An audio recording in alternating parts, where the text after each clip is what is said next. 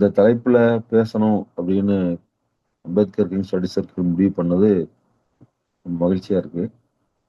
அந்த டாக்ஸை உருவாக்க வேண்டியதுதான் எந்த ஒரு மூமெண்ட்டினுடைய முன் நிபந்தனையா நம்ம பார்த்திருக்கோம். சாதி ஒழிப்புக்கான ஒரு ஒரு பெரிய வெகுஜன இயக்கம் அப்படிங்கிறது இன்னைக்கு இந்தியாவுல சாத்தியமா? அப்படிங்கிறத பத்தியான ஒரு உரையாடலை நம்ம கண்டிப்பாக இந்தியாவிலையும் துவக்க வேண்டியது இருக்கு. நமக்கு வந்து ஒரு பெரிய முன்னுதாரணங்கள் இல்லாம இருக்கு. சாதி ஒழிப்பு அப்படிங்கிற ஒரு விஷயத்த ஒரு பொதுஜன விவாதமாக மாற்றிய அனுபவங்கள் நமக்கு அம்பேத்கர் அதை முன்னெடுத்தாரு. தமிழ்நாட்டுல பெரியார் அதை முன்னெடுத்தாரு.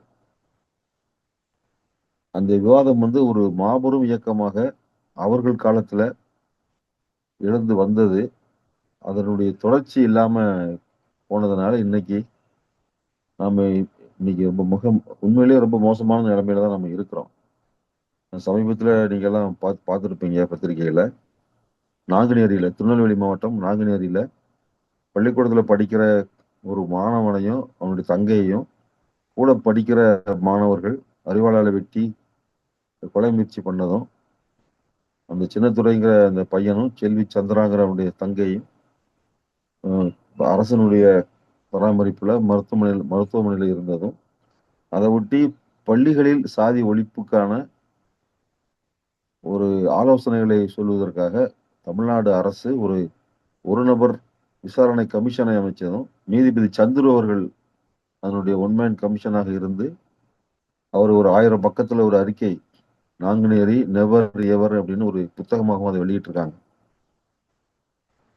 அவருடைய விசாரணை கமிஷனுடைய பர்வியூ வந்து ரெஃபரன்ஸ் வந்து பள்ளிகளுக்குள் சாதி உணர்வை ஒழிப்பது எப்படி அப்படிங்கிறது தான். அவருடைய அறிக்கையில வந்து ஒரு ஆலோசனைகள் கொடுக்கும்போது ஒரு பகுதி பள்ளிகளுக்குள்ள ஸ்கூல் சிஸ்டத்துக்குள்ள செய்ய வேண்டிய மாற்றங்கள் குறித்த ஆலோசனைகளை கொடுத்திருக்கிறதோட, இது வந்து சாதி என்பது பள்ளிகளுக்கு உள்ளவையோட முடியக்கூடிய ஒரு விஷயம் இல்ல. இது சமூகத்துக்குள்ள செய்ய வேண்டிய மாற்றங்கள் இருக்கிறதுனால, அதற்காகவும் அரசு செய்ய வேண்டிய சில நடவடிக்கைகள் பற்றியும் ஆலோசனை குடுத்துருக்காங்க. இது வந்து இன்னைக்கு ரொம்ப ஒரு மோசமான நிலைமையில இருக்கு. நான் வசிக்கிற சிவகாசி, பக்கத்துல திருத்தங்கல், அங்க இருக்கக்கூடிய ஒரு அரசு பள்ளியில மாணவர்கள் மத்தியில சாதிய உணர்வு என்பது ரொம்ப ஆழமாக வேரூன்றி அது நெறைய ஆக்டிவிட்டீஸ் அவங்க பண்றாங்க. இப்ப சமீபத்தில கூட ஆசிரியர்கள் அதனால மாணவர்களால சாதி ரீதியாக பேசப்பட்டு, அது ஒரு போராட்டமா கூட மாறுச்சு. அதே பள்ளிக்கூடத்துல 9ஆம் வகுப்புல அம்பேத்கர பத்திய ஒரு பாடம் நடத்திட்டு இருக்கும்போது, மாணவர்கள் வந்து ஆசிரியருடைய புத்தகத்த பிடுங்கி, அந்த அம்பேத்கர் பாடத்த கத்தியால கிழிச்சு, கலாட்டா பண்ணி, அப்புறம் அந்த மாணவர்கள் சஸ்பெண்ட் செய்யப்பட்டு, எங்க மாணவர்கள எப்படி சஸ்பெண்ட் செய்யலாம்னு சொல்லி ஊர் மக்கள் உண்ணாவிரதம் இருந்து, பள்ளிக்கூட வாசல்ல வந்து அம்பேத்கர இழிவுபடுத்திட்டாங்கன்னு சொல்லி இன்னொரு உண்ணாவிரதம், 2 உண்ணாவிரதம் பள்ளிக்கூட வாசல்ல. இதெல்லாம் இங்க எங்க ஊர்ல நான் கண்ணால பார்த்த விஷயங்கள். இது வந்து வகுப்பறையிலிருந்து அறிவின் வெளிச்சம் சமூகத்துக்குள்ள போறதுக்கு பதிலா, சமூகத்திலிருந்து இந்த ஜாதி இருள் வகுப்பறைக்குள்ள போகக்கூடிய ஒரு நிலைமை இன்னைக்கு இருக்கு தமிழ்நாட்டுல. ஆகவே இது ரொம்ப ஒரு ஒரு ஒரு கஷ்டமான நிலைமையில தான் நம்ம இருக்கிறோம் இன்னைக்கு. நீங்க அமெரிக்கால இருந்து இத பார்க்கிறப்போ வந்து அங்கேயும் இந்த ஜாதி அ இருக்கு அப்படிங்கிறது நாங்களும் இங்க இருந்து பார்த்துக்கிட்டு தான் இருக்கோம். ஒரு ஒரு சொலவடை கூட உண்டு. "கடல் கடந்து போனாலும் கால் தடம் கூடவே வரும்" அப்படின்னு ஒரு சொலவடை இருக்கு. அதுபோல இது எங்க போனாலும் கூடவே தான் வந்துகிட்டு இருக்கு. இங்க அப்போ ஒரு மாஸ் மூவ்மெண்ட் அப்படிங்கிறது சாத்தியமா? அப்படின்னா, மக்கள் வந்து மக்கள் இயக்கம் அப்படின்னு முன்னெடுக்கணும்னா, மக்கள் வந்து ஒன்றாக இல்ல. சாதியாக பிரிஞ்சு கிடக்குறாங்க. 20கள் 30கள்ல பெரியார் முன்னெடுத்த நான் பிராமின் மூவ்மெண்ட். அப்ப வந்து பிராமின், நான் பிராமின் அப்படின்னு ஒரு டீகன்ஸ்ட்ரக்ட் பண்ணாரு அவரு. ஆக்சுவலா வந்து சமூகம் வந்து பிராமின், நான் பிராமினா இருக்கா? அல்லது தலித், நான் தலித்தா இருக்கான்னு பார்த்தீங்கன்னா, இன்னைக்கு வந்து சமூகம் வந்து தலித், நான் தலித் அப்படித்தான் இருக்கு. ஏன்னா பொதுவா நம்முடைய பேச்சுகள்ல வந்து பொது சமூகம்னு நம்ம பேசுறோம். பொது சமூகம்னு ஒண்ணுமே கிடையாது.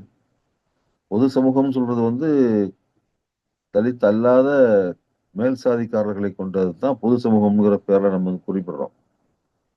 இந்த சாதி ஒழிப்புக்கான முன்னெடுப்புகள், சாதி ஒழிப்புக்கான விவாதம் நடைபெற வேண்டிய முக்கியமான ஒரு வெளி அப்படின்னு பார்த்தா, அது இந்த மேல் சாதி மேல் சாதிகளைச் சேர்ந்தவர்கள் மத்தியில தான் இந்த விவாதம் நடக்க வேண்டும். ஏன்னா ஒடுக்கப்படக்கூடிய மக்கள் மத்தியிலேயே மீண்டும் மீண்டும் பேசிட்டு இருக்குது. அது நிறைய பேசியாச்சு. ஒடுக்கப்பட்ட சாதிகளைச் சேர்ந்த மக்கள் அமைப்புகளாக அணிதிரண்டு, அரசியல் கட்சிகளாகவும் அணிதிரண்டு, வாய்ஸ் பண்ணக்கூடிய இடத்துக்கு வந்துட்டாங்க. அவங்க வந்து தங்களுடைய ஒடுக்கப்பட்ட சாதிகளைச் சேர்ந்த மக்கள் தங்களுடைய பொசிஷன அசர்ட் பண்ணக்கூடிய ஒரு இடத்துக்கு இன்னைக்கு இந்தியாவுல வந்திருக்காங்க. பரவலாக அது வந்து இந்தியா முழுவதிலுமே அந்த அ தலித் அமைப்புகள், ஒடுக்கப்பட்ட சாதிகளைச் சேர்ந்த பல்வேறு அமைப்புகள் உருவாகி, அவங்க வந்து தலித் அசர்ஷன் அப்படிங்கிற ஒரு இடத்துக்கு வந்திருக்காங்க. மீண்டும் மீண்டும் தலித் மக்கள் மத்தியிலேயே வந்து ஒரு சாதி ஒழிப்புக்கான விஷயங்கள பேசுவதில அ பெரிய முன்னேற்றம் வந்து அதுல ஏற்படல. ரொம்ப முக்கியமாக வந்து தலித் அல்லாத பகுதி மக்களிடம் பேச வேண்டிய ஒரு ஒரு மிகப்பெரிய அவசியம் இருக்குது. அப்படி ஒரு ஒரு பெரிய மாஸ் மூவ்மெண்ட் அத வந்து கட்டுவது சாத்தியமா அப்படிங்கிறது இன்னைக்கு நம்ம தலைப்புல பேசும்போது, உடனடியா வந்து அது அது ஒரு மாஸ் மூவ்மெண்ட்டா டக்குன்னு கொண்டு போற அளவுக்குன்னு அதுக்கான முன் தேவைகளை உருவாக்குகிற கட்டத்துல தான் நம்ம இப்ப இருக்கோம். ஒரு மாஸ் மூவ்மெண்ட்டுக்கான கட்டம் ஒரு காலம் வந்து கனிந்து விடவில்லை. அதற்கான முன் தேவைகளை பூர்த்தி செய்யக்கூடிய ஒரு ஆரம்ப நடவடிக்கைகளில் நம்முடைய சமூகத்தை இறக்க வேண்டிய ஒரு இடத்துல தான் நம்ம இருக்கிறோம். ஏன்னா இதுக்கு முன்னாடி இந்தியாவுல நடந்த மிகப்பெரிய மாஸ் மூவ்மெண்ட்ஸ் அதனுடைய அனுபவம் என்ன அப்படின்னு பார்த்தோம்னா, ஒரு தேசிய விடுதலை இயக்கம் அது ஒரு பெரிய மாஸ் மூவ்மெண்ட்டாக காந்தி தலைமையில, இந்திய தேசிய காங்கிரஸினுடைய தலைமையில ஒரு நாடு தழுவிய அளவுல ஒரு மாஸ் மூவ்மெண்ட்டா நடந்திருக்கு. ஸோ அதனுடைய எக்ஸ்பீரியன்ஸு, அதுக்கப்புறம் வந்து இந்துத்துவ சக்திகள் 1925ல இருந்து இப்ப அவங்களுடைய நூற்றாண்டு. இவங்க ஒரு ஒரு ஒரு பரவலாக ஒரு நாடு தழுவிய அளவுல ஒரு ஒரு அவங்களுடைய பொசிஷன அசெர்ட் பண்ணியிருக்காங்க. ஒரு இந்து ராஷ்டிரா அப்படிங்கிற அவங்களுடைய கருத்தியல் வந்து கீழ வரைக்கும் போகலன்னு சொன்னா கூட, ஒரு ஹிந்து கம்யூனலிசம் அப்படிங்கிறது ஒரு பரவலா போயிருக்கு. ஒரு பப்ளிக் டிஸ்கோர்ஸ வந்து அவங்க அவங்க கைப்பற்றியிருக்காங்க. அதேபோல வந்து அம்பேத்கர் காலத்துல கேஸ்ட் அனிகிலேஷன் குறித்து சாதி என்பதை ஒரு பொது சமூகத்தினுடைய உரையாடலுக்குள்ள ஒரு தேசம் தழுவிய அளவிலான ஒரு உரையாடலினுடைய பகுதியாக மாத்தின ஒரு பெரிய வேலைய டாக்டர் அம்பேத்கர் அவர்கள் செஞ்சாங்கங்கிறது ஒரு முன் அனுபவம் நமக்கு இருக்கு. அதேமாரி தமிழ்நாட்டுல தந்தை பெரியார் அவர்கள் வந்து பகுத்தறிவு, சாதி எதிர்ப்பு, அது பார்ப்பன எதிர்ப்பு, இது போன்ற விஷயங்கள வந்து ஒரு மொத்த சமூகத்தினுடைய விவாத பொருளாக மாத்திய ஒரு ஒரு முன் அனுபவமும் நம்ம சமூகத்துக்கு இருக்கு. பொதுவுடைமை சமூகத்தை சேர்ந்தவர்கள் உருவாக்கிய சோசலிசம் குறித்த அ விஷயங்கள் வந்து அது எல்லாருமே ஒத்துக்கொள்ளக்கூடிய அளவுக்கு ஒரு இந்திய தேசிய காங்கிரஸ் கூட ஒரு சோசலிசம் என்பதை இந்தியன் கான்ஸ்டிடியூஷன்லயே சேர்க்கணும் என்று 1956ல அவங்களுடைய அ மாநாட்டுல ஆவடி காங்கிரஸ்ல முடிவெடுக்கிற அளவுக்கு சோசலிசம்ங்கிற ஒரு சிந்தனையை மக்களிடம் கொண்டு சேர்த்திருக்காங்க. இந்த மாதிரியான தேசிய விடுதலை இயக்கம், ஆர்எஸ்எஸ்னுடைய இயக்கம், அம்பேத்கர் இயக்கம், பெரியார் இயக்கம், கம்யூனிஸ்ட் மூவ்மெண்ட் இவங்களுடைய இவங்க மக்கள் மத்தியில தொடர்ந்து இயங்கிட்டு இருக்கிறவங்க. ஸோ இவங்க அடைந்த வெற்றிகள், தோல்விகள் இத நாம வந்து ஒரு ஜாதிக்கு எதிரான ஒரு மக்கள் இயக்கத்தை உருவாக்கணும்னு ஆசைப்படுற நமக்கு, இதெல்லாம் நமக்கு முன்னுதாரணமான இயக்கங்களா இருக்கு. இது எல்லாத்துலயுமே பார்த்தா, முதல்ல வந்து ஒரு ஒரு படித்த வர்க்கம் ஒரு சின்ன அளவுல ஒரு கருத்தியலை உருவாக்கி, அதை வந்து நடுத்தர வர்க்கம் அதை முன்னெடுத்துச் சென்று, ஒரு பொது விவாத பொருளாக அதை மாற்றி, நம்ம பப்ளிக் டிஸ்கோர்ஸ்ன்னு சொல்லக்கூடிய அந்த வெளியில இந்த விஷயங்கள தேசிய விடுதலையோ அல்லது இந்துத்துவாவோ, அல்லது அம்பேத்கருடைய கருத்துக்களோ வந்து அப்படி ஒரு பப்ளிக் டிஸ்கோர்ஸ்க்குள்ள போயி, அது வந்து ஒரு குறிப்பிட்ட பகுதி மக்களை அந்த அந்த குறிப்பிட்ட ஸ்லோகனுக்கு கீழ வந்து ஒரு மேட்னஸ் உருவாக்கி, அந்த மேட்னஸ் இருக்கும்போதே அந்த இயக்கத்தை நடத்தி முடிச்சிடணும். இப்படிதான் நடந்திருக்கு. அப்படிப்பட்ட ஒரு நம்முடைய சமூகத்தினுடைய முன் அனுபவத்திலிருந்து பார்த்தா, சாதி ஒழிப்புக்கான ஒரு பப்ளிக் டிஸ்கோர்ஸே நம்ம இன்னும் இது உருவாகல. ஏதோ ஒரு வகையில எல்லாருமே சாதிக்குள்ள மாட்டிக்கிட்டு இருக்கோம். அதிலிருந்து விடுபட ஒரு கால தூக்கி வச்சோம்னா, திரும்ப அந்த சகதிக்குள்ளேயே தான் வைக்க வேண்டியிருக்கு. மீண்டும் மீண்டும் அந்த கால வெளியெடுக்க முடியாத ஒரு புதை புதை சேற்றுக்குள்ள சமூகம் சிக்கிக்கிட்டு இருக்கிற மாதிரியான ஒரு நிலைமை இருக்கு. என்னன்னு பார்த்தா, அப்ப இதுவரைக்கும் இப்ப ஜாதி ஒழிப்புங்கிறதுக்கான மாஸ் மூவ்மெண்ட் அம்பேத்கர் காலத்துலயும் கூட நடந்ததா சொல்ல முடியாது. ஏன்னா ஒரு குறிப்பிட்ட இஷ்யூ சவுக்கார் குளத்துக்குள்ள இறங்குவது அப்படின்னு அம்பேத்கர் எடுத்த முன்னெடுப்பு. அந்த மாதிரி ஒரு ஒரு கான்கிரீட்டான ஒரு இஷ்யூ. அதுல மக்களை திரட்டுவது, அத ஒரு மாஸ் மூவ்மெண்ட்டா மாத்துறது அப்படிங்கிறது நடந்திருக்கு. சாதி ஒழிப்பு அப்படிங்கிற ஒரு கருத்தியல் ரீதியான அது ஒரு மனநோய். சாதி என்பது ஒரு மனநோய்ங்கிறது அம்பேத்கர் சொன்னது போல, அந்த மனநோய்க்கு வைத்தியம் அப்படிங்கிறது ஒரு மாஸ் மூவ்மெண்ட்டாக அது நம்ம நடந்த ஒரு முன்னுதாரணம் நமக்கு இல்ல. அதனால நம்ம எல்லாரும் அவங்கவங்களுக்கு தோன்றதெல்லாம் செஞ்சுகிட்டு இருக்கோம். அதான் நடைமுறையில சாத்தியமா இருக்கு. அப்போ நாங்க தீண்டாமை ஒழிப்பு முன்னணின்னு ஒண்ணு உருவாக்கினோம். அது 15 வருஷம் ஆச்சு ஆரம்பிச்சு. அப்பவே துவங்கும்போதே அ என்ன விவாதம் வந்துச்சுன்னா, என்ன சாதி ஒழிப்பு முன்னணின்னு ஆரம்பிக்காம, இப்படி கம்யூனிஸ்ட்கள் நீங்க தீண்டாமை ஒழிப்பு முன்னணி ஆரம்பிச்சிருக்கீங்களே அப்படின்னு தான் கேட்டாங்க. சாதி ஒழிப்புங்கிறது ஒரு மனநோய். அது ஒரு கருத்தியல் சார்ந்ததா இருக்கு. அதுக்கு ஒரு கான்கிரீட்டான வடிவத்துல ஒரு மூவ்மெண்ட்ட பில்டப் பண்றத விட, தீண்டாமைக்கு எதிராகன்னா எல்லா சாதிக்காரர்களையும் இதுல இணைக்க முடியும் அப்படிங்கிற நம்பிக்கையோட தான் அது ஆரம்பிச்சது. ஆனா நாங்களுமே இந்த 15 வருஷத்துல வந்து இது மேல் சாதிக்காரர்கள் என்று தங்களை கருதக்கூடியவர்கள் மத்தியில இந்த சாதிக்கு எதிரான ஒரு உணர்வை, சாதிக்கு எதிரான ஒரு உரையாடலை உருவாக்கிட்டோம்னு சொல்ல முடியல. அந்த இதுல மிகப்பெரிய பலவீனமும் இருக்கு. ஃபெயிலியர்ஸ் இருக்கு. என்ன அப்டின்னா, இது நம்முடைய சாதி என்பது நம்முடைய ஒரு பண்பாட்டின் பகுதியாக மாறியிருக்கு. நீங்க வெளிநாடுகளுக்கு போறவங்க எல்லாருமே இத சாதின்னு வெளிப்படையா சொல்றது இல்லையே! அவங்கலாம் இது எங்களுடைய கல்ச்சர். இது எங்களுடைய பழக்கவழக்கம், கல்ச்சர் அப்படிங்கிற மாரி தான் சொல்றாங்க. இந்த கல்ச்சரல் இன்ஸ்டிடியூஷன்ஸ் சொல்லக்கூடிய பண்பாட்டு நிறுவனங்கள் இந்த சாதி குறித்த உரையாடலை நடத்த விடாம தடுக்குதுன்னு தான் சொல்லணும். ஏன்னா அம்பேத்கரோ, பெரியாரோ, கம்யூனிஸ்ட் மூவ்மெண்ட்டோ அல்லது காங்கிரஸ் தேசிய இயக்கமோ ஏதோ ஒரு வடிவத்துல இப்ப காந்தி ஹரிஜனங்கள்னு சொன்னாரு. கோயில் நுழைவு, அப்புறம் சமபந்தி போஜனம் இந்த மாரியான அதுவே ஒரு மிகப்பெரிய விஷயமாக சமூகத்துல பேசப்பட்ட, நடைமுறையில இயக்கங்களாக மாற்றப்பட்ட அந்த விஷயங்கள் கூட தெருவுல நடந்துச்சு.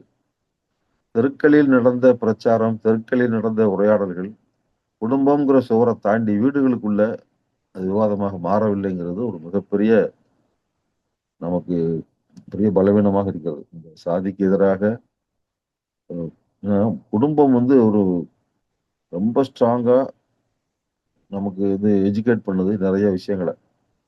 இந்த சமூகத்துல இருக்கக்கூடிய எல்லா ஏற்றத்தாழ்வுகளையும் நார்மலைஸ் பண்ணி நமக்கு அத இயல்பான ஒன்றாக நம்முடைய குழந்தைகள்ட்ட ஏற்றி வைக்கக்கூடிய ஒன்றாக நம்முடைய குடும்பங்கள் இருக்கு. இந்த குடும்பம்ங்கிற இந்த சோசியலைசிங் இண்டஸ்ட்ரி இதுக்குள்ள சாதிக்கு எதிரான உரையாடலை நம்ம எப்படி கொண்டு போறதுங்கிறது தான் இப்ப நம்ம ரொம்ப சீரியஸா டிஸ்கஸ் பண்ண வேண்டிய விஷயம்னு நான் நினைக்கிறேன். குடும்பங்களுக்குள்ள டிஸ்கஷனே இல்ல. ஜாதி குறித்த டிஸ்கஷன் மட்டும் இல்ல. எதை பற்றியும் இல்ல. ஒரு திரைப்படத்தை பார்த்துட்டு கூட அதை ஒரு கிரிட்டிக்கலா விமர்சிக்கக்கூடிய பழக்கங்கிறது இந்தியாவுல எந்த குடும்பத்திலயும் கிடையாது. எல்லாம் கூடி கும்மரி சம்புடுற இடமா தான் இருக்கு குடும்பங்கிறது. எல்லாம் கூடி சாப்பிடுவாங்க, கூடி டிவி பார்ப்பாங்க, கூடி ஏதாவது செத்து போனா கூடி அழுவாங்க. இப்படிதான் இருக்கு. கூடி கொண்டாட்டம் இந்த மாதிரியான இடமா இருக்கு. அல்லது அது ஒரு லாட்ஜ் மாரி இப்ப இப்ப இருக்கிற மாடர்ன் ஃபேமிலீஸ்ல எல்லாம் அ அடுத்தடுத்த ரூம்ல இருந்து ஃபோன்ல பேசிக்கிற மாரியான ஒரு ஒரு இடத்துக்கு வந்துருச்சு. ஒரு குடும்பத்துக்குள் விவாதம் அப்படிங்கிற ஒரு கல்ச்சரே இல்லாம இருக்கு. குடும்பங்களுக்குள்ள இந்த விவாதத்தை சாதிக்கு எதிரான விவாதத்தை கொண்டு போகாம, இதுல ஒரு பிரேக் பண்ண முடியும்னு எனக்கு தோணல. அது ரொம்ப ரொம்ப முக்கியமான ஒரு இடமாக இருக்குது. அப்படிதான் இந்த இது ஏன்னா நம்ம கற்றுக் கொடுக்கறதே வீடு தானே கத்துக் கொடுக்குது. நம்ம என்ன ஆளுங்க, நம்ம ஆளுக்க, அது அவங்க ஆளுக்க அப்படிங்கிற ஒரு சாதி குறித்த எஜுகேஷன் அதுவே வந்து குடும்பத்துல தான் ரொம்ப ஸ்ட்ராங்கா நடக்குது. அந்த அந்த அங்க போகக்கூடாது, அவங்க நம்ம வாழ்க்கை இல்லை அப்படிங்கிறது வந்து ஆரம்பிக்குது. அதே போல வந்து வீட்டுக்குள்ள வரக்கூடியவர்களை மீனியல் ஒர்க்கர்ஸ் அவங்கள சமமா நடத்த வேண்டியது இல்லை அப்படின்னு குழந்தைகளுக்கு யார் கத்துக் கொடுக்குறா? குடும்பம் தான் கத்துக் கொடுக்குது. இந்த ஏற்றத்தாழ்வுகளை கற்பிக்கிற இடமாக இருக்கக்கூடிய குடும்பத்துக்குள்ள சாதி குறித்தும் சாதிக்கு எதிரான விஷயங்கள் குறித்தும் ஒரு டிஸ்கஷன் நடக்கணும். அந்த டிஸ்கஷன் எப்படி உருவாக்குறதுன்னு நம்ம பார்க்கணும். அதற்கான குடும்பங்களில் வாசிப்பதற்கான சின்ன சின்ன புத்தகங்கள், ஷார்ட் ஃபிலிம்ஸ், டிஸ்கஷனுக்கான ஷார்ட் ஃபிலிம்ஸ், ரீல்ஸ் இது மாதிரியான நிறைய உருவாக்கி நம்ம அதை ஃப்ளோட் பண்றது அது ஹெல்ப் பண்ணணுமா அப்படின்னு நம்ம ட்ரை பண்ணி பார்க்கலாம். சோதனை முயற்சியில் நம்ம தான் பண்ணி பார்க்கணும். இப்ப குடும்பம்ங்கிற கல்ச்சுரல் இன்ஸ்டிடியூஷனுக்கு அடுத்து ஸ்கூல்ஸ் தான் நமக்கு ஒரு மேஜரான ஒரு கல்ச்சுரல் இன்ஸ்டிடியூஷனா இருக்கு. நம்முடைய எது சரி தப்பு அப்படிங்கிற நம்முடைய சோசியல் வேல்யூஸ் நம்ம தலையில ஏற்றக்கூடிய ஒரு முக்கியமான இடமாக குடும்பத்துக்கு அப்புறம் ஸ்கூல்ஸ் அண்ட் காலேஜஸ் தான் இருக்கு. இப்ப கல்விச்சாலைகள் வந்து சாதி குறித்த டிஸ்கஷனுக்கான அந்த ஸ்கோப்பே இல்லாம இருக்கு. இப்ப ஜஸ்டிஸ் சந்துரு வந்து கொடுத்திருக்கிற தமிழ்நாடு அரசு கொடுத்திருக்கிற அறிக்கையில வந்து பள்ளி கல்லூரிகளுடைய பேர்கள்ல இருக்கிற ஜாதியை முதல்ல நீக்குங்கன்னு ஒண்ணு கொடுத்திருக்காரு. அதையும் செய்ய முடியல. ஏன்னா அரசுகள் வந்து ஆட்சிகள் வந்து சாதி ஓட்டுக்களை வந்து டிஸ்டர்ப் பண்ணாம ஆட்சி நடத்தக்கூடிய ஆட்சிகளை தான் நம்ம தொடர்ந்து பார்த்துக்கிட்டே இருக்கோம்.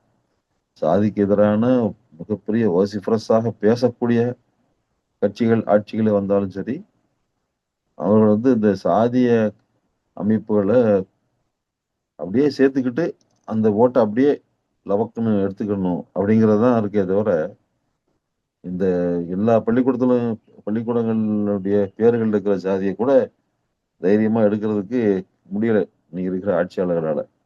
ஆனா அந்த ஜாதிக்காரன் வந்து எங்க ஜாதி நாங்க கஷ்டப்பட்டு உருவாக்கின பள்ளிக்கூடம் எங்க எங்க பேர் எடுக்கலான்னு கேக்குறாங்க.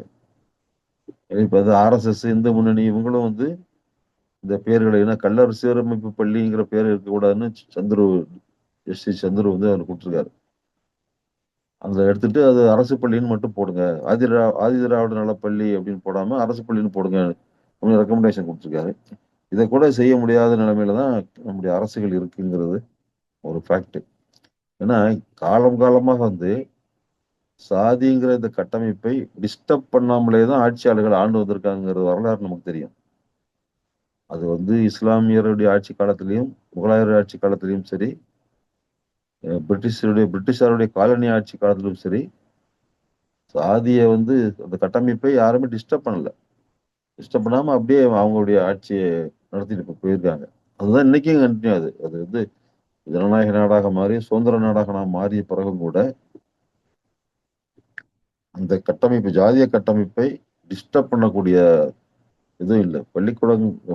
பள்ளிக்கூடம்ங்கிற ஒரு பண்பாட்டு நிறுவனத்துக்குள்ள அது வந்து அறிவின் வெளிச்சத்தை கொடுக்கக்கூடிய ஒரு இடமாக மனிதகுல வரலாறு, மனிதன் தோன்றிய வரலாறு, எல்லா ஜாதிகளாகவும் இருக்கக்கூடிய எல்லாருமே ஒரே குரங்கிலிருந்து வந்தவர்கள் தான்.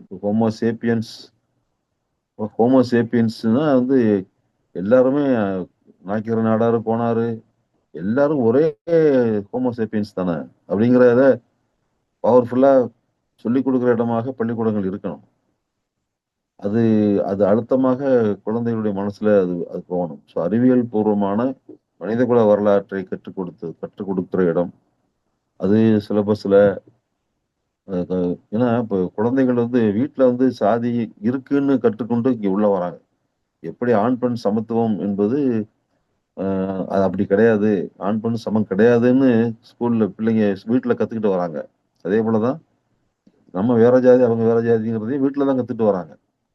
அப்ப கத்துட்டு வந்து வகுப்பறையில வந்து இந்த அறிவியல் பூர்வமான புரிதலை மனிதகுல வரலாற்றை புரிந்து கொள்வது அப்படிங்கிறது நடக்கல. ஸோ எஜுகேஷன் சிஸ்டம் வந்து இந்த இந்த விஷயத்த கையில் எடுக்காத ஒரு சூழல் தொடர்ந்துகிட்டே இருக்கு. ஏன்னா என்னுடைய பார்வையில வந்து தெருக்களிலும், வகுப்பறைகளிலும் ஒரே நேரத்துல சாதிக்கு எதிரான அறிவியல் பூர்வமான எஜுகேஷன் நடக்கணும். அது வந்து ஒரு ப்ரீ ரிக்விசிட். அதாவது ஒரு மாஸ் மூவ்மெண்ட் ஜாதிக்கு எதிரான ஒரு மாஸ் மூவ்மெண்ட் கிளம்பணும்னால, வீதிகளிலும், வகுப்பறைகளிலும் சாதிக்கு எதிரான அறிவியல் பூர்வமான கருத்துக்கள் விதைக்கப்படணும். ஏன்னா எந்த ஒரு கருத்தியலும் தானாக மக்களிடம் போய் சேராது இல்லையா? அத யாராவது எடுத்துட்டு போணும். அத எடுத்துட்டு போறதுக்கு இயக்கங்கள் தேவை. இயக்கங்கள், தனி மனிதர்கள், ஆளுமைகள் இவர்கள் வந்து அத எடுத்துட்டு போ வேண்டிய ஒரு அவசியம் இருக்கு. ஆகவே இது 2வது அதாவது குடும்பம் ஃபர்ஸ்ட்டு. அங்க ஒரு டிஸ்கஷன் உருவாக்க வேண்டியிருக்கு. பள்ளிக்கூடங்கள்ல எஜுகேஷன்ல அ கற்பித்தல் முறைகள்ல இருந்து கற்பித்தல் முறையே ஒரு சாதிய கட்டுமானம் மாரி இருக்கு. அங்க ஒரு வகுப்பறை ஜனநாயகம்ங்கிறதே இல்லாத ஒரு நிலைமை இருக்கு. சில நாடுகள்ல அது உருவாகியிருக்கலாம். பின்லாந்து மாரியான நாடுகள்ல உருவாகியிருக்கலாம். பட் இந்தியாவுல வந்து கற்பித்தல் முறை என்பதே வந்து ஒரு சாதிய கட்டுமானம் மாதிரியான ஒரு எந்த ஜனநாயகமும் இல்லாத வகுப்பறைகள்ல தான் குழந்தைகள் இருக்காங்க.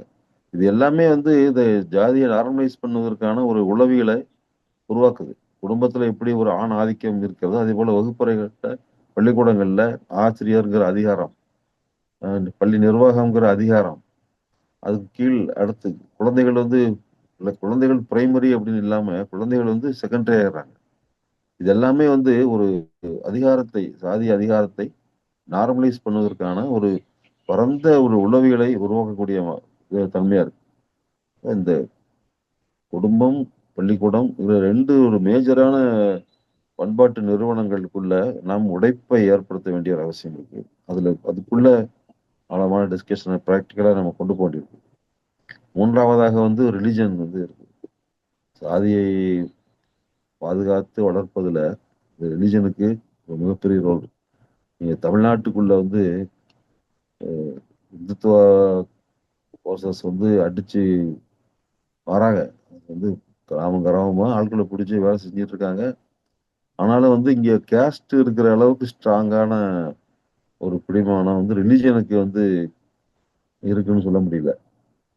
ஸோ நம்ம வந்து இன்னைக்கு வந்து ஒரு மாஸ் மூவ்மெண்ட் போறதுக்கு முன்னாடி இருக்கக்கூடிய முன் தேவைகளை பூர்த்தி செய்யக்கூடிய ஒரு கட்டத்துல நாம இருக்கிறோம் அப்படிங்கிறது தான் என்னுடைய அண்டர்ஸ்டாண்டிங்.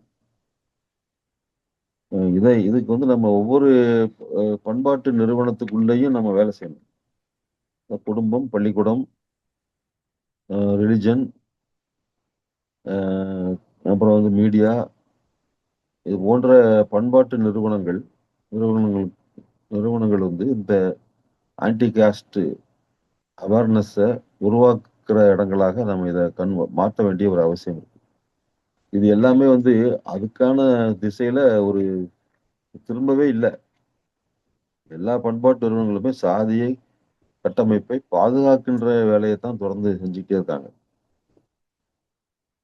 இது வந்து ரொம்ப இதுல வந்து என்னன்னா, இந்த ஆண், பெண் சமத்துவம், இந்த ஜெண்டர், கேஸ்ட் எல்லாமே ஒண்ணோட ஒண்ணு பின்னி பிணைஞ்சிருக்கு. இப்போ வந்து அவினாசி பக்கம் வந்து அந்த ரிதன்யாங்கிற பொண்ணு வந்து சூசைட் பண்ணி இறந்துச்சு. அந்த அந்த பொண்ணு சூசைட் பண்ணி இறந்ததுக்கப்புறம் அந்த அந்த பொண்ணோட அப்பா என்ன சொல்றாரு, "ஒருவனுக்கு ஒருத்தி" அப்படிங்கிற இதுல அவ வந்து அந்த திருமண உறவு முறை சரியில்ல அப்படிங்கிறதுக்காக வேற எங்கேயும் போகாம, ஒருவனுக்கு ஒருத்திங்கிற இதுக்குள்ளேயே நின்னுட்டா என் பொண்ணு. அதுக்காக நான் பெருமைப்படுறேன்னு ஒரு பத்திரிகையில சொல்றாரு. அப்படின்னா என்ன அர்த்தம்னா, அந்த அது அவ சாதி கட்டுமானத்த மீறாம அவ வந்து இருந்துட்டா அப்படிங்கிறது பெருமைப்படுறேன்னு சொல்றாரு. அதே ஏரியாவுல நாமக்கல்ல வந்து ஒரு பொண்ணு வந்து ஒரு சாதி மறுப்பு காதலை சொல்றா வீட்ல. அப்பா, அம்மாவும் படிச்சவங்க டீச்சர்ஸ். அவங்க வந்து அத ஏத்துக்க முடியாதுங்கிறாங்க.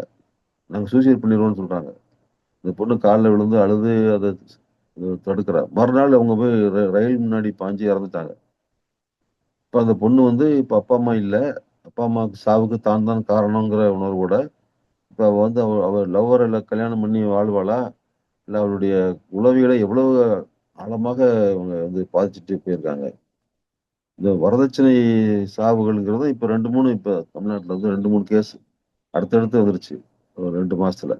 இதெல்லாம் வந்து நடந்துகிட்டே இருக்கு. இப்ப திருநெல்வேலியில இந்த கவின் அப்படிங்கிற அந்த பையன அந்த அவன் காதலிச்ச பொண்ணோட அண்ணன் வந்து கண்ணுல மிளகாப்பொடிய போட்டுட்டு வெட்டிட்டான். வெட்டி கொலை பண்ணிட்டான். இது அடுத்தடுத்து நடந்துகிட்டே இருக்கு. இன்னொரு டிஸ்கஷன் இருக்கு. என்னன்னா, இதுல லவ் பண்றவங்க இடைநிலை சாதிகளை சேர்ந்தவர்களாக இருந்தாங்கன்னா, பெரிய பிரச்சனை இல்ல. அதுல யாராவது ஒருத்தர் தலித்தா இருந்தா மட்டும்தான், இது வந்து ஒரு பெரிய வன்முறை அப்படிங்கிற இடத்த நோக்கி போகுது. அப்படிங்கிற ஒரு ஒரு டாக் இருக்கு. ஆனா, அவ்வளவு ஒண்ணும் ஈஸி இல்ல. தமிழ்நாட்டுல வந்து பெரியார் மண்ணுன்னு நம்ம சொல்லலாம். அதுல ஒரு பகுதி உண்மை இருக்கு. ஒரு பகுத்தறிவு, நானும் பிராமின் மூவ்மெண்ட் அது உண்டாக்குன தாக்கங்கள், இந்த மாதிரியான அ தமிழ் சமூகத்தினுடைய உளவியல்ல ஒரு பெரிய தாக்கத்தை பெரியார் மூவ்மெண்ட் வந்து ஏற்படுத்தி இருக்குங்கிறதுல யாரும் அதுக்கு எனக்கு மறுப்பு இல்ல. அது உண்மதான். ஆனா இங்க வந்து எல்லாமே அப்படியே சாதிய தாண்டி மாறுன மாதிரி ஒரு கற்பனை நமக்கு தேவையில்ல. உதாரணத்துக்கு ஒரு சினிமா கூட எடுக்க முடியாது இங்க. ஒரு சாதிய பேர சொல்லி ஒரு படமே கதை கூட எழுத முடியாது. சுஜாதா வந்து குமுதத்துல ஒரே ரத்தம்னு ஒரு தொடர் ஆரம்பிச்சாரு. அதுல ஒரு குறிப்பிட்ட சாதிய பற்றி எழுதினாருங்கிறதுக்காக அந்த சாதிக்காரன் குமுதம் ஆபீஸ போய் முற்றுகையிட்டாங்க. அவர தொடர நிறுத்திட்டாரு. இதுதான் நிலைமை. யாருமே எழுத முடியாது. எந்த ஒரு ஜாதியையும் சொல்லி எழுத முடியாது. ஒரு கிரிட்டிக்கலா எழுத முடியாது. இந்த புலியூர் முருகேசன் வந்து அது எழுதுனதுல கோளாறு இருக்கு. ஆனா தூக்கிட்டு போய் அடி அடி அடிச்சு கொண்டு போய் ஆஸ்பத்திரியில போட்டாங்க. எழு எழுதக்கூட முடியாதுங்கிற போது விஷுவல் மீடியால போய் ஜாதிய பற்றி பேசுறதுங்கிறது சாத்தியமே இல்ல. ஆனா மகாராஷ்டிரால அது சாத்தியமா இருக்கு. இப்ப நாகராஜ் மஞ்சுளே வந்து அடுத்தடுத்து படங்கள் எடுக்குறாரு. அவர் ஃபன்ட்ரி எடுத்தாரு. அப்புறம் சாய்ரத்ன்னு ஒரு படம் எடுத்தாரு. அதுல நேரடியா பட்டேல்ங்கிற ஜாதிக்கார பொண்ணு ஒரு தலித் மகர ஜாதி பையன லவ் பண்ணான்னு சொல்லி பேர் சொல்லி படம் எடுக்க முடியுது. இங்க அப்படி எடுக்க முடியாது. ஒரு பறையர் சமூகத்த சேர்ந்த ஒரு ஒரு ஒரு பையன் வந்து ஒரு தேவர் சமூகத்த சேர்ந்த பொண்ண லவ் பண்ணி கல்யாணம் முடிச்சான்னு இந்த பேர் ஜாதி பேர் சொல்லி எல்லாம் இங்க எடுக்க முடியாது. படம் எடுக்க முடியாது. அப்படி ஒரு ஒரு சிச்சுவேஷன் இருக்கு. அதாவது ஒரு வன்முறைங்கிற இடத்துக்கு போகுது. அது அதாவது இடைநிலை சாதிகளுக்கு இடையில காதல் அப்படின்னா, குடும்பம் வந்து அது ஆஹான்னு ஏத்துக்கிறது இல்ல. அந்த இடத்துக்கு வரல. அத கைய கழுவி விட்டுருவாங்க. எப்படியும் போங்க அப்படின்னு விட்டுருவாங்க. அவங்களா போராடி ஜெயிச்சு அவங்க வாழ்ந்து, பின்னாடி குழந்தை குட்டிலாம் ஆனதுக்கு அப்புறம் வந்து அக்செப்ட் பண்ணக்கூடிய ஒரு இடத்துக்கு தமிழ் சமூகம் வந்திருக்கு. அதுவே வந்து ஒருத்தர் வந்து தலித்தாக இருந்தால், அது வன்முறை அ கு ஆணவ கொலை அப்படிங்கிற இடத்துக்கு போகுது. நூற்றுக்கணக்கான ஆணவ கொலைகளை கடந்த 5 ஆண்டுகள்ல தமிழ்நாடு சந்திச்சிருக்கு. மாத்தி மாத்தி ஆணவ கொலைகள் நடந்துகிட்டே இருக்கு. இது வந்து அது இப்ப ஏதோ நவீன காலத்துல தான் இருக்கு அப்படின்னு நம்ம சொல்ல முடியல. ஆணவ கொலைகள் அப்படிங்கிறது வந்து என்னுடைய புத்தகம் அதுதான். அந்த தெய்வமே சாட்சிங்கிற புத்தகமே வந்து கொலை செய்யப்பட்ட பெண்கள் தெய்வமாக ஆக்கப்பட்டு இன்னைக்கு கும்பிடப்படுது. நூற்றுக்கணக்கான பெண் தெய்வங்கள் இருக்கு. அதுல ஒரு 60 பெண் தெய்வங்கள தான் நான் அந்த புத்தகத்துல எழுதியிருக்கேன். அது ஃபீல்டுல போய் கதைகளை எல்லாம் கேட்டு அது எழுதப்பட்டது தான் அந்த அந்த புத்தகமே. இது வந்து பெண்களை கொலை செய்து தெய்வமாக்கி வணங்குவது அப்படிங்கிற ஒரு கல்ச்சர் இருக்கு நம்மட்ட. ஏன்னா இங்க வந்து சைவ, வைணவ, வைதிக மதங்களின் பிடிமானத்தை விட நாட்டுப்புற தெய்வங்களின் பிடிமானம் இங்க அதிகம். நாட்டுப்புற தெய்வங்கள்ல ஒரு 40%க்கு மேல வந்து கொலை செய்யப்பட்டவர்கள். கொலை செய்யப்பட்டவர்களை தெய்வமாக்கி கும்பிடுறாங்கங்கிறது தான். ஆரூர் ராமநாதன் வந்து தமிழ்நாடு முழுக்க இருக்கக்கூடிய பல்வேறு ஆய்வாளர்கள் ஃபீல்டுல போய் கலெக்ட் பண்ண நாட்டுப்புற தெய்வங்களின் தோற்ற கதைகளை எல்லாம் தொகுத்து ஒரு வால்யூம் போட்டிருக்காரு.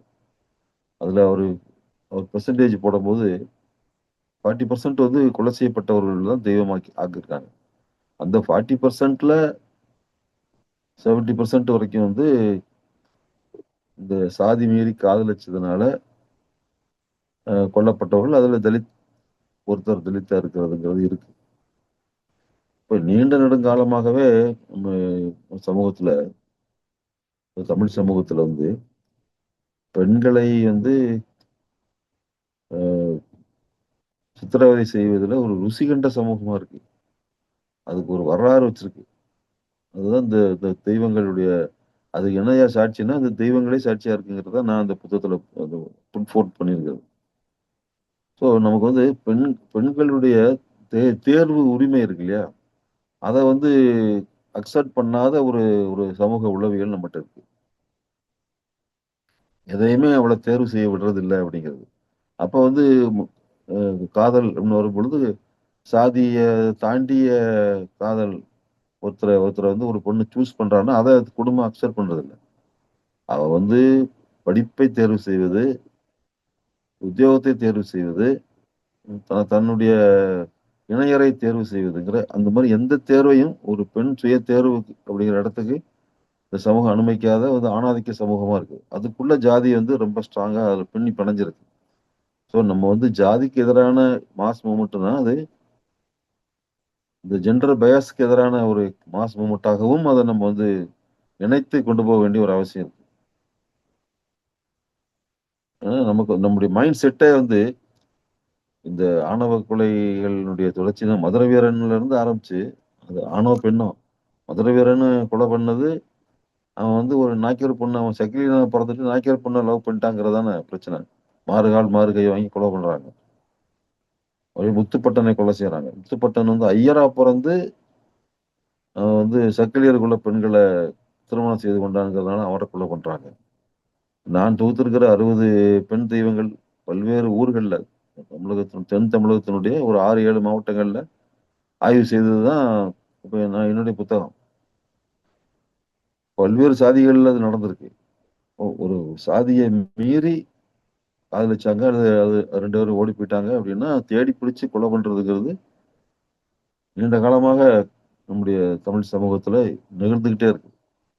அப்ப அது வந்து நம்முடைய ஜீன்லயே இருக்கிற மாதிரி ஒரு இடத்துக்கு அது வந்திருக்கு.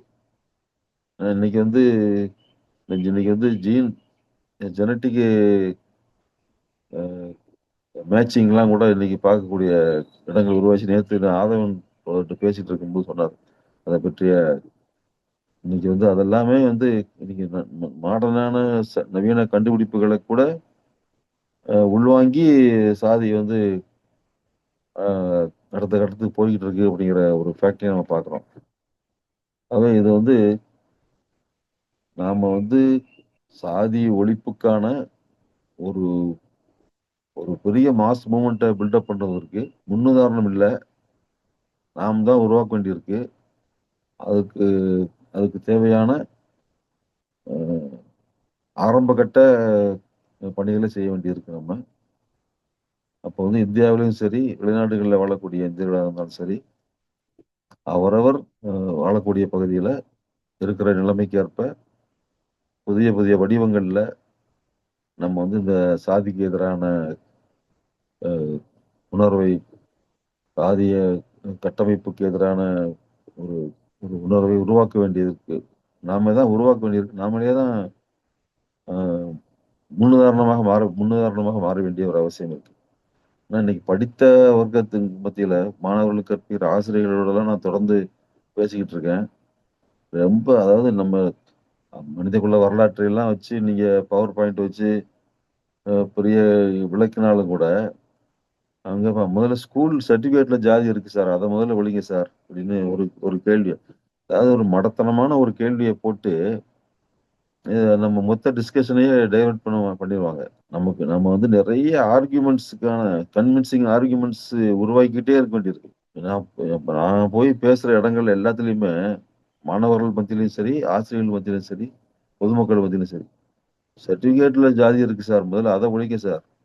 அப்படிங்கிறது எல்லா கூட்டங்கள்லயும் ஒருத்தர் யாராவது எந்திரிச்சு கேள்வி கேட்டுருவாரு. அதான் நான் ரொம்ப நேரமா வந்து சொல்லுவேன் வந்து, "சர்டிஃபிகேட்ல ஜாதி இருக்கிறதால ஊர்ல ஜாதி இருக்கா?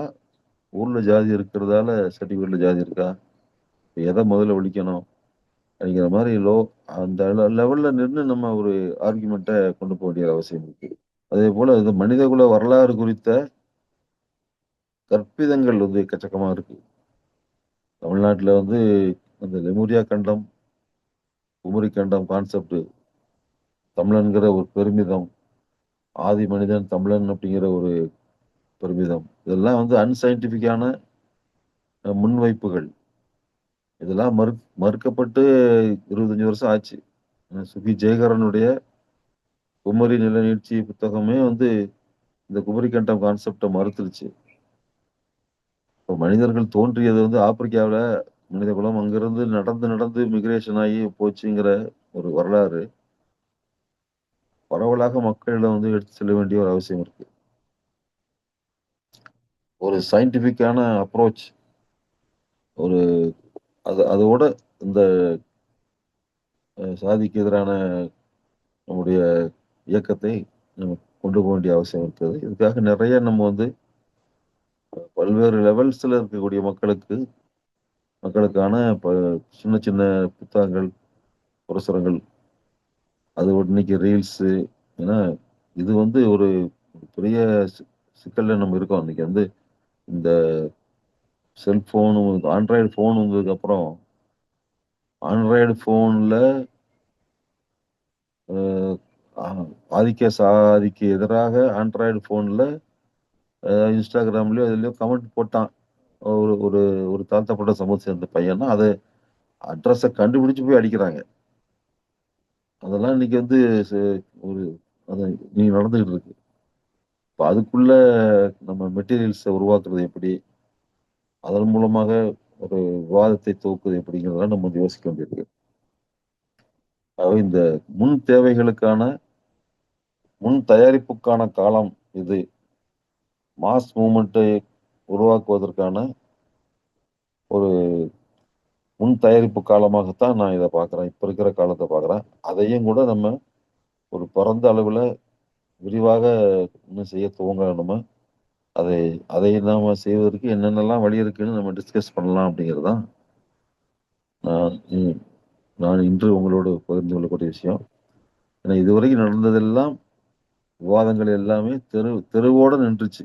வீட்டுக்குள்ள வரல அப்படிங்கிறத மனசுல வைத்துக்கொண்டு, நாம் நம்முடைய இயக்கங்களுக்கான திட்டங்களை செய்ய வேண்டும்ங்கிறது தான் நான் உங்களோடு பகிர்ந்து கொள்ள விரும்பினேன். நன்றி, வணக்கம்.